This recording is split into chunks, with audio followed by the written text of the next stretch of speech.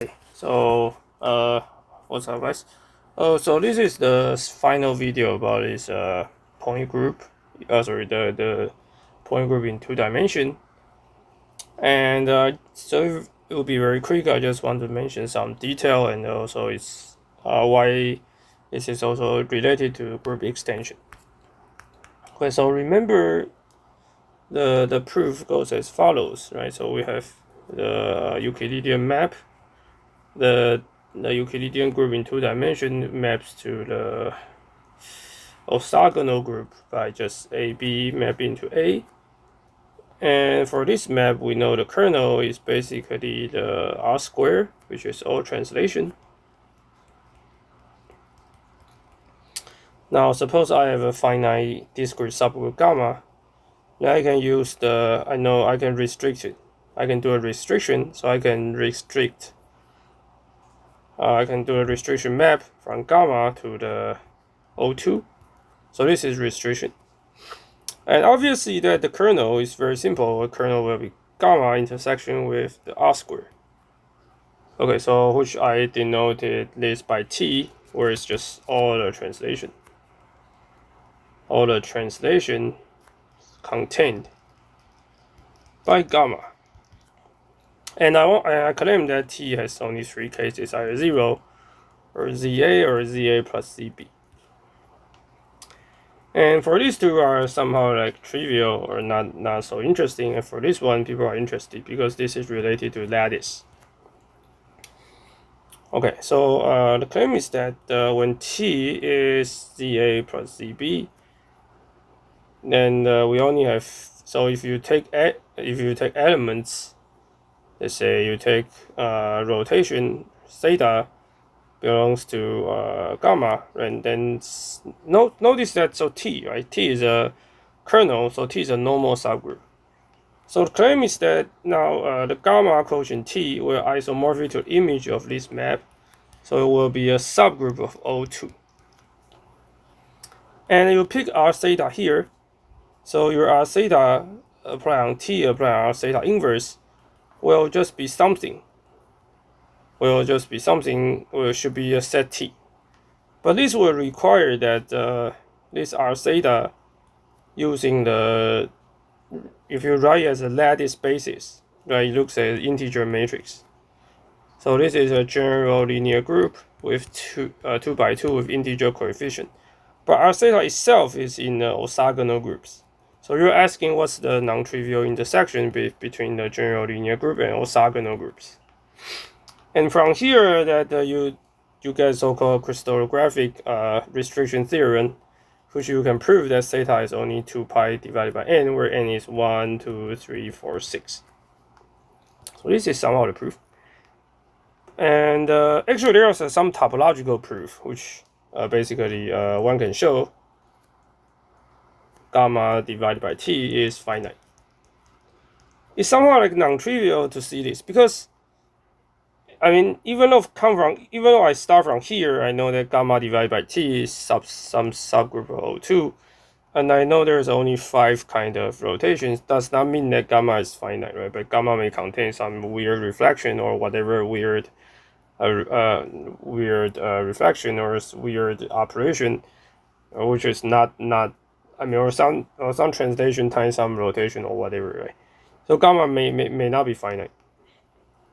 So actually, this proof only proves that if gamma contains some rotation, okay, that rotation is basically very restricted, right? It does not show gamma divided by T is finite.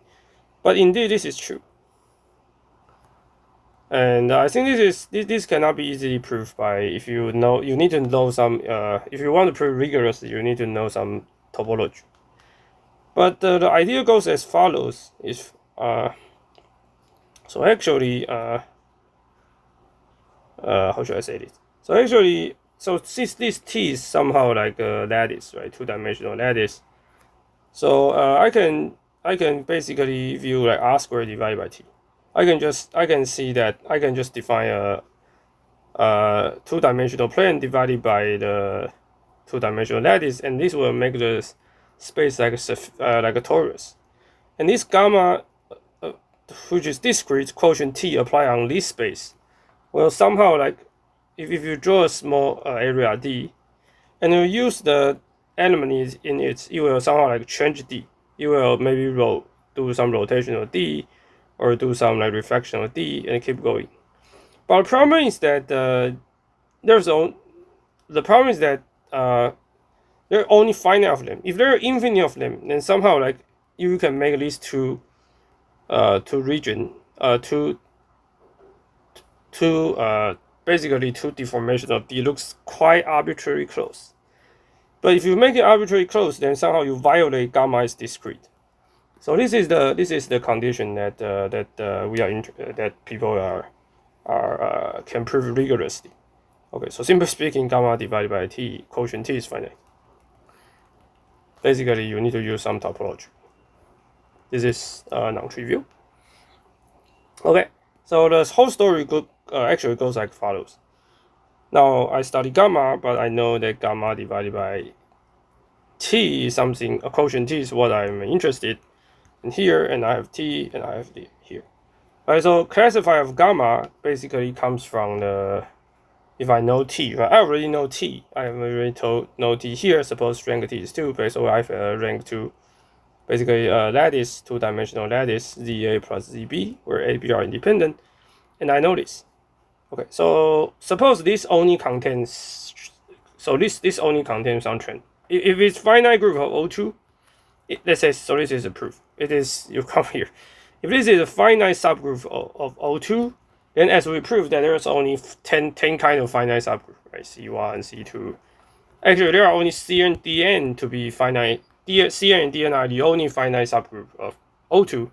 But now you have restricting on n, so your n can be 1, 2, 3, 4, 6. Right? So you get C3, C4, C6, D2, D4, D6, D8, D12.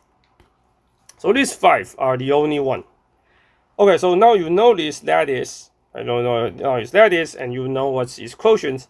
So to classify gamma become the group extension. Right? This is exactly the so-called group extension. Group extension basically is that if I know the left and I know the right, I want to find all the completion of the middle in this short exact sequence. So the final result basically gamma has only 17, which is called Wallpaper Group. And the proof of this, you can just find the wiki. You can see all this beautiful wallpaper. But to actually prove this is somehow quite difficult, because you need to first say something about this T, and you want to say that whether these two, some of them are compatible with T. Okay, and if they are not compatible, then they cannot exist. So you need to find you need to see what kind of T here, and this is called the Brevis lattice. I think there are 5 of them in 2 dimensions. Okay, and you combine with this and see whether these two are somehow related or compatible. Then you can construct the middle one.